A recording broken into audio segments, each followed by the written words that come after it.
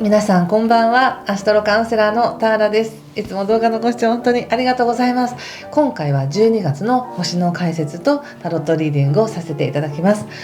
まず最初に星の12星座共通の星の解説なんですけども、12月っていうのは本当に1年の総まとめで皆さんも幸せでお忙しいと思うんですが、星で見てもやっぱり2025年って結構いろいろあったよねっていうそのまとめの月になります。で、皆さん自覚されてるかされてないかわからないんですけども、本当にこの1年を過ごした私たちっていうのは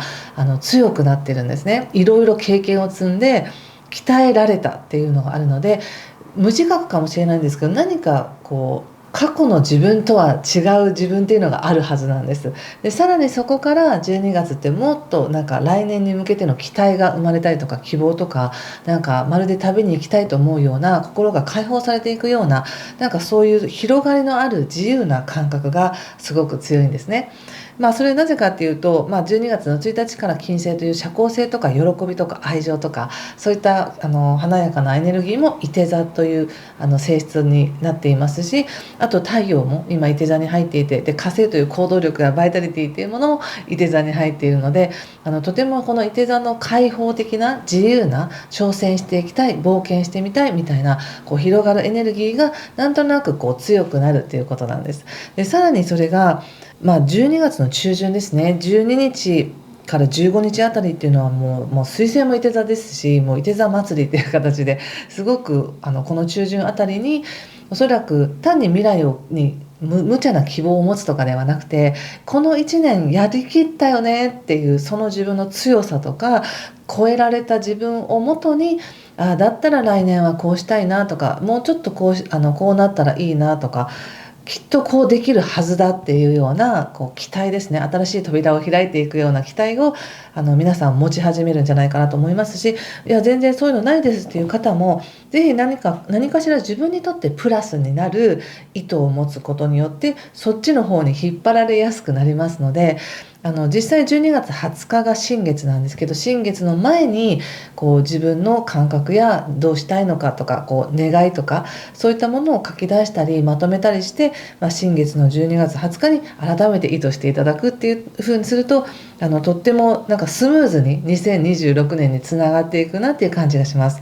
そしていて座っていうのは火のエネルギーなので、燃える情熱を燃やして現実を作っていくっていうエネルギーが強いんですけど、もう一方で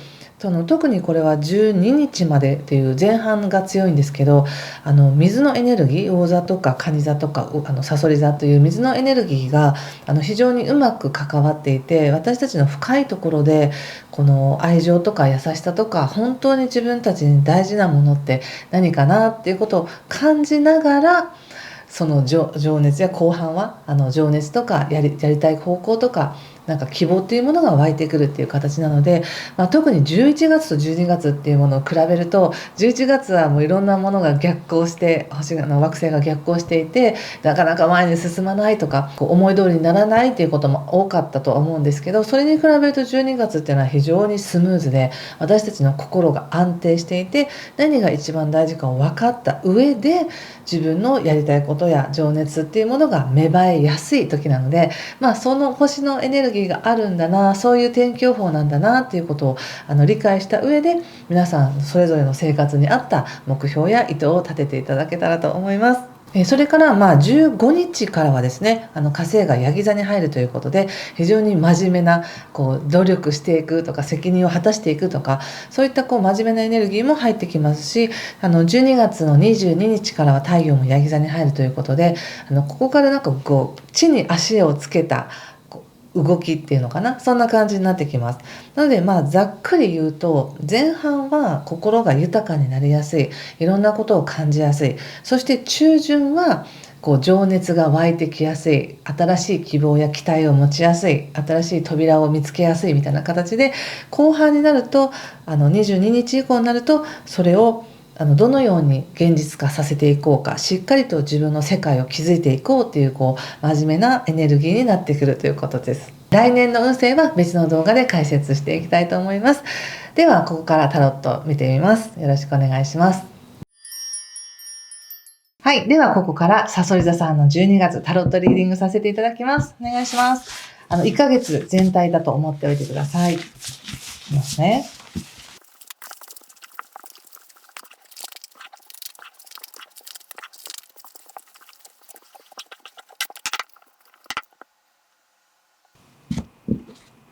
はい。じゃあ一緒に見てみましょう。12月です。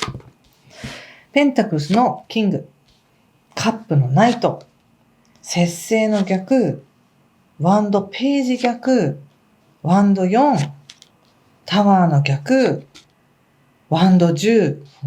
気をつけることや対策が、女帝と、カップ9と、オラクルは、ソードの2の逆です。なんと、はい、ちょっと補足なんですけども、この12月の20日の新月っていうのは、蠍座さんにとっては2ハウスというところで起こるんですね。で、2ハウスはお金のこととか、自分が稼ぐものとか、手にするものとか、または自分の感性、五感っていうところがすごく超える、ところなので、そういったことに関して意図していただくと、より一層それが膨らむよっていう流れになります。そして22日以降の方が、地に足つけるっていうふうに言ったんですけど、蠍座さんにとっては22日以降の方が動き出すみたいな感じがあるかもしれません。そして22日までっていうのは、ものすごく感性が豊かで、もう、美味しいって感じがします。美味しいっていうのは本当に物をいただいて美味しいという味覚が美味しいっていうのもあるかもしれないけど、エネルギー的に喜びに満ちていて、なんて言うんだろう、美味しいなって、嬉しいなという感情的なものではなくて、もっと感覚的に豊かだぞっていうか、豊かな感覚ですかね。そんな、とにかく、美味しいなっていうような、感じが強いので、ぜひその感覚を楽しんでください。で、カードで見てすごく面白いなと思ったんですよね。っていうのが、入り口がペンタクスのキングなので、自分なりに誇りを持って、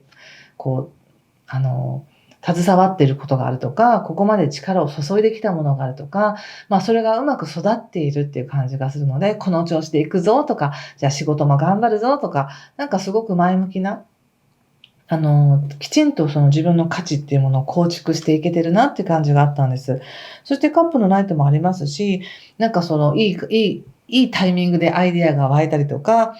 助け舟が来たりとか、人との関係もうまくいったりとかっていう感じがあって、いい流れだなとは思うんですけど、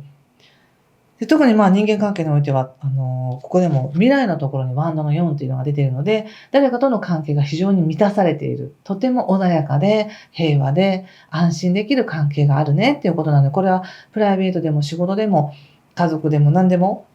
いい関係性があって穏やかだなって思うんですけど、一番言われているのは、とにかくバランスをきちんと保ってくださいっていうふうに言われてるんですね。なぜならば、オラクルがソードの2ということで、例えば自分が飛躍していくとか変わっていく時っていうのは、成長していく時っていうのは、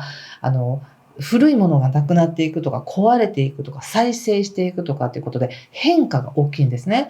なので、なくしていくもの、置いていくもの、新たに手にするものみたいなものもあるんですけど、平穏でいくというよりは、何かが壊れて、もしくはもう必要なくなって、手放していくことによって何かが生まれる。一旦壊すことによってもう一回再生するみたいな、そういうエネルギーらしいんです。この12月のサソリ座さんって。なので、そこを、例えばじゃあ手放していってる時っていうのはなくしていってるのかってそうじゃないし、なくしてスペースができるからこそ入ってくる。でも入ってきたものをちゃんと整えて吸収してくださいよみたいな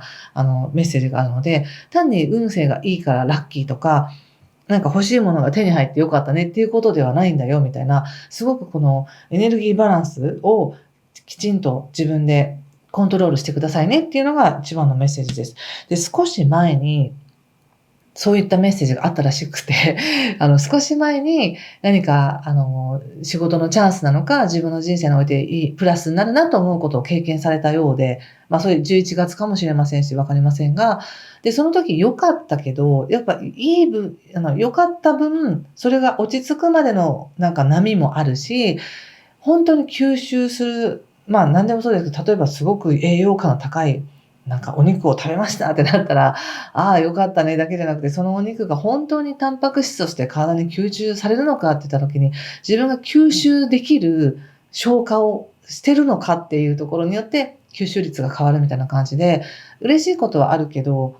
なんかそれをうまくちゃんと受け止めてねみたいな感じもあるし、受け取れるようにいらないものは省いてよっていうのもあるし、入れ替えよ、入れ替えの時だよみたいなメッセージもありました。で、そこでちょっとぐらっときたっていうか、自分でコントロールするの大変だったなと思うかもしれないですけど、でもまた、あの、新しくやろうとしてますよね。ちゃんとワントのナイトということで情熱を燃やしてる。もう一歩進んでみようかなっていうふうにしてるっていうことで、それがすごくプラスに出て、誰かとの関係や状況っていうのが落ち着くってすごく出てるんですね。よかったねって思うんですけど、その落ち着いた後にまたなんか、刺激が来る感じがするんです。これはカンフル剤なのか、とても深い修正なのか。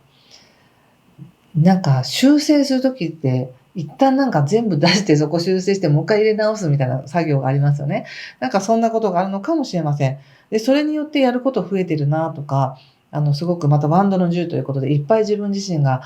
抱え込んでるなみたいなのもあるんですけど、でもそうかとなんかそれがすごく大変なのかと思いきや、対策のところでは、女帝とかカップの9ということでどんだけ嬉しいのっていうような、どんだけ楽しいんですかっていうようなもう喜び溢れることがある感じがするんですよ。だからすごく嬉しいことが入ってくるんだろうなって思うんですけど、入ってくる前に何かを整理するのか、もしくは、なんか、びっくりみたいなことがあってから入っていくのか、それどっちかわからないんですけど、もう卵が先か鶏が先かみたいな感じですけど、とにかくそこに翻弄されずに、ちゃんと自分でバランス取ってくださいよっていうのが一番のメッセージでした。ついなんか頑張りすぎて自分が全部抱えとけばいいんでしょっていうふうにしがちだけど、抱え込みすぎなくていいんだよみたいな感じです。吸収できるとこだけ吸収してねみたいな感じかもしれません。ちょっとお仕事のこと見てみますね。仕事。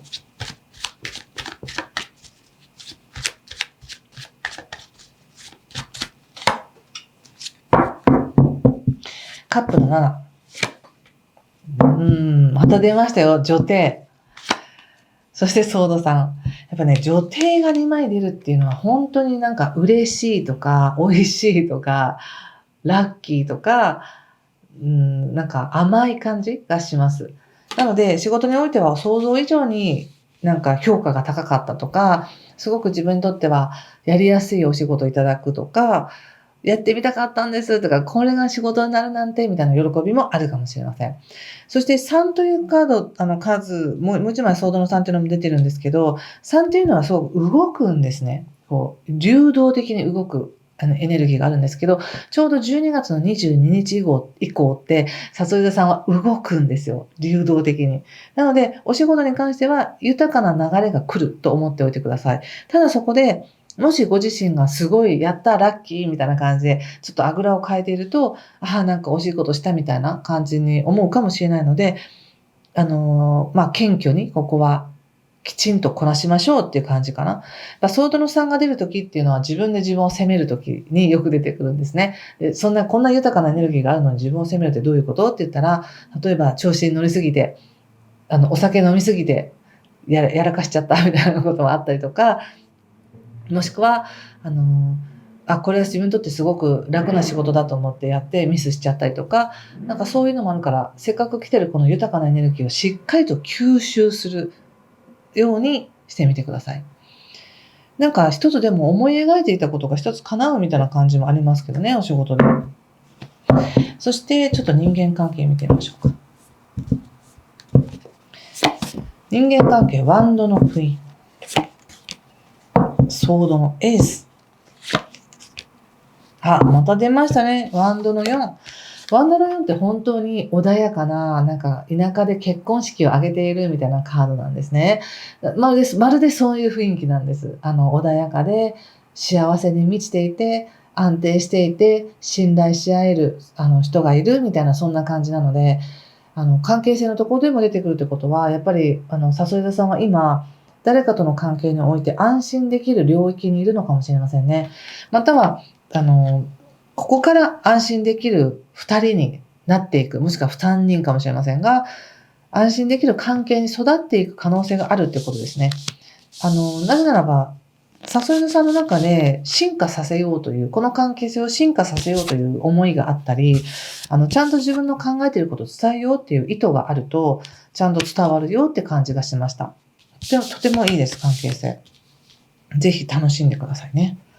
そんな感じかな。何か通じたよっていう方は、いいねボタンやチャンネル登録やコメントで教えてください。では、ちょっと最後にもう一枚オラクルカード引いてみますね。これかな。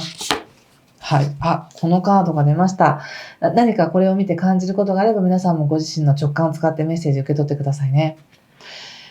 アニマルエナジー&パワーズってことで、なんか野生の勘を使えるとか、もしくは自分に備わっている動物的な本能を使えるとか、そういうのもあるかもしれないし、実際は動物を象徴している何かのエネルギーに自分が助けられるっていうこともあるかもしれないし、身近なペットとかそういうものから喜びとか安心感とかを得るということもあるかもしれませんね。はい。ということで、ここまでにしておきます。今回も最後までご視聴ありがとうございました。ぜひいい時間をお過ごしください。失礼します。